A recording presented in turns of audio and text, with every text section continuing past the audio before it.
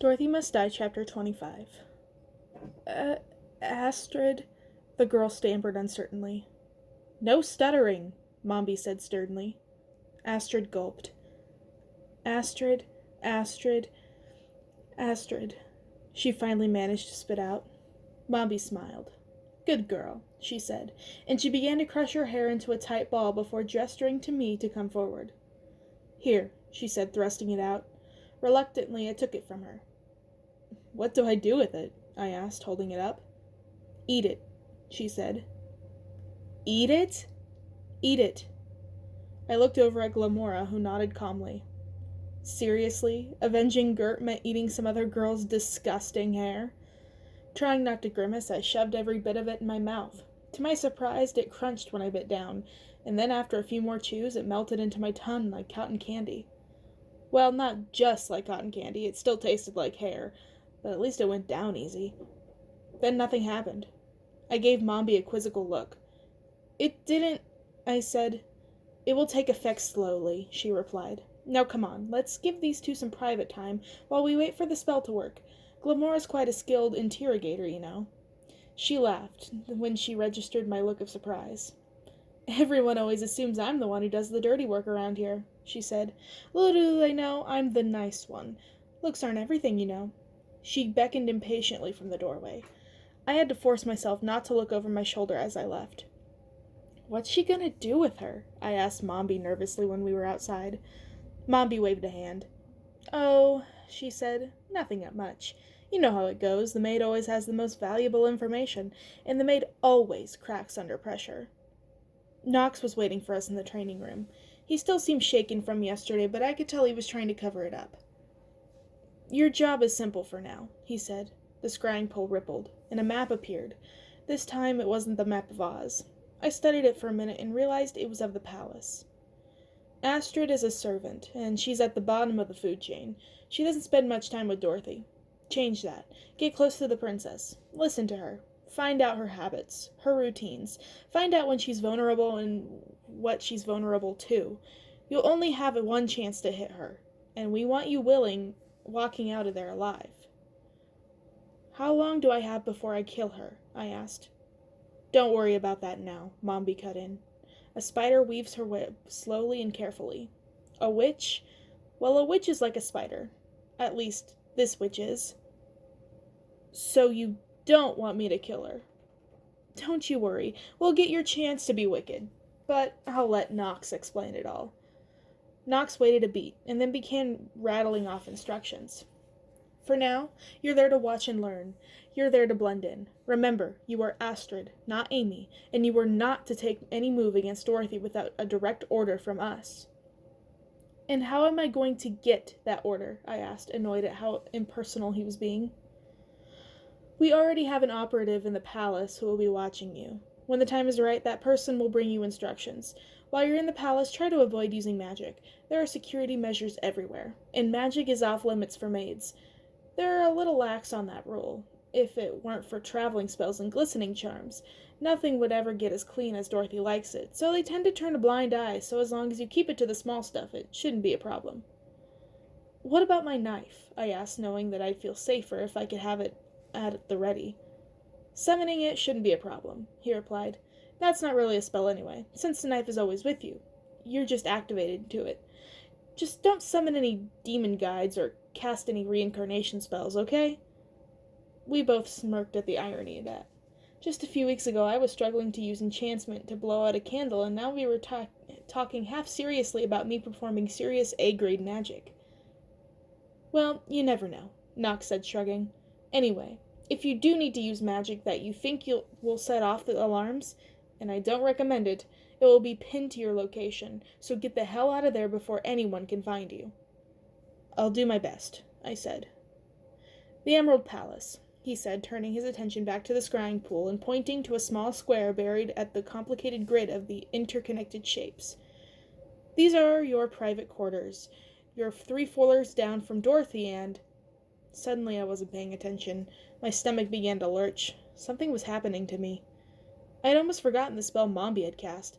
The enchantment was beginning to take hold. The map of the palace and scrying pool had disappeared, and my reflection replaced it. At least, I thought it was me. It was hard to be sure. My face was no longer my own. I was turning into Astrid. My eyes shone back at me, no longer their familiar brown color, but now the bright blue of a swimming pool. Then my pink hair was a radiant corn silk blonde. I stared at my reflection, trying to make sense of it. I hadn't noticed back in the war room, but it turned out that Astrid was pretty. She was definitely prettier than me. Her nose was a bit bigger, yes, but in the way that made her face more interesting.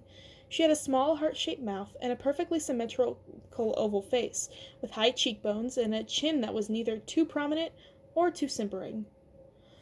I was still trying to get used to my new face when I realized the rest of me was changing too. It wasn't the most pleasant experience. My skin felt like it was being ripped apart as it stretched to make room for my new bones. It turned out Astrid was tall. When I instinctively put a hand to my cheek just to make sure that it was still there, I guess, I noticed that my fingers were now long and slender. It looked like I had a manicure recently, too. "Call me old-fashioned," Mombi said, admiring her own handiwork. "But I like the pink hair better." I barely heard her. I turned to Knox, suddenly feeling scared. Suddenly unsure if I was really ready to do any of this. His face looked ashen for a moment, but then he swallowed hard and smiled. "Don't worry," he said. "You're still Amy." Then I looked back into the pool. I couldn't say that I agreed. There was no trace of the old me. I was no longer Amy Gum. A short time later, I was wearing the maid's green uniform I'd seen on Astrid earlier. After I put it on, Glamora surveyed me, twirled a fiery tendril of hair around her finger in thought, and finally nodded in approval. I couldn't help feeling proud of myself. "Remember what I've taught you," she said. "Astrid may be among the lowest of the servants, but she knows what forks to use. She knows the steps to the dances. Being a maid is only one step removed from being a princess. Don't do anything to remind them you're neither." She grabbed my shoulder with one hand and placed the other on my spine, jerking me upright. "Watch your posture. Dorothy can't abide a sloucher, and neither can I. Walk around like that and you'll be fired in a week. Or worse." I looked into the scrying pool mirror one last time. Like Mombi, I missed my pink hair. And while I knew I wasn't Amy Graham anymore, I didn't feel like Astrid either. I was still looking at myself when Mombi spoke up. "Enough of this. It's time for you to go." She reached into her robe, pulled out something that looked like a pebble, and dropped it in the pool.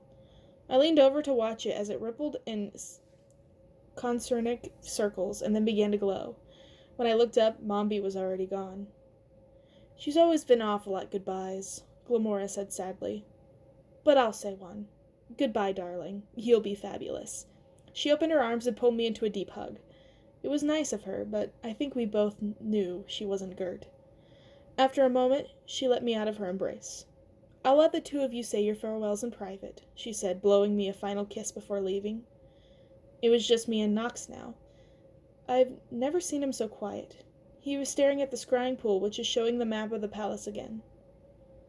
"I have a list of Dorothy's likes and dislikes in schedule. Memorize it and then destroy it." He held the list out toward me. When my hands grazed his, he grabbed on tight. He closed the gap between us without taking a step, and his mouth closed over mine before I could speak. He was kissing me. I closed my eyes and let go of everything except for him for a few seconds. I had never kissed a boy before, so I had nothing to compare it to, but I was sure that whatever it was like, kissing Knox had to be different. Because Knox was different. Power and magic flowed between us like he'd first showed me what magic was. But it was magic at all this time. It was something completely human. Things we couldn't or wouldn't say with a million of words were all there, all at once. Everything we shared and everything we were was contained in this single perfect moment. When we broke, he was breathing hard, and I wasn't breathing at all. The candles in the cave suddenly blew out. Was it us? Or had Mombi sent a gust telling us to hurry up? He composed himself, letting his arms drop at his sides, but he was still standing within kissing distance. "This will never happen again," he began. My stomach dropped. Was it that awful? I wondered.